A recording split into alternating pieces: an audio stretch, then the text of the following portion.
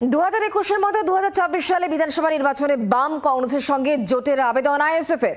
BJP তৃণমূলের বিরুদ্ধে একজোট হয়ে লড়াইয়ের প্রস্তাব। তৃণমূল বিজেপি বিরোধী দলগুলিকে চিঠি দিয়েছে আইএসএফ। এই বিষয়ে জানিয়েছেন নওশাদ সিদ্দিকী, যে যেখানে শক্তিশালী সে সেখানে লড়বে। মত নওশাদের।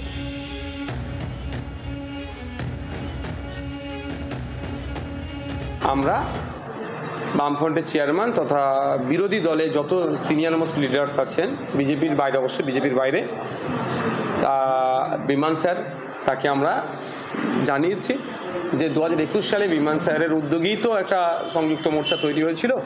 National Congress, larger left front, ISF সেখানে যুক্ত ছিল। তো সময়েরও দাবি, মানুষ চাইছেন বিজেপি তৃণমূলের বিরুদ্ধে ঐক্যবদ্ধ হয়ে লড়াই করার জন্য। একদিকে যেমন ফ্যাসিস্ট বিজেপি, অপরদিকে তৃণমূল, দুর্নীতিগ্রস্ত তৃণমূল কংগ্রেস, এর বিরুদ্ধে লড়াই করার জন্য আমরা ঐক্যবদ্ধ হয়েছি। চিঠি জানিয়েছি আমরা যে দ্রুত, বিমান স্যারের কাছে অনুরোধ করেছি, জানিয়েছি যে দ্রুত আপনারা এটা যাতে করে আমাদের এই নতুন করে জোট তৈরি হয়। আইএসএফ, কংগ্রেস, লেফট ফ্রন্ট, আরও যে সমস্ত সামাজিক সংগঠন, আরও ছোটো ছোটো রাজনৈতিক দল আছে, নিয়ে যাতে একসাথে আমরা চলতে পারি, বিজেপি তৃণমূলের বিরুদ্ধে লড়াই করতে পারি, তার দাবি করেছি। বাংলার আওয়াজ, বাঙালির আবেগ, জি 24 ঘন্টা।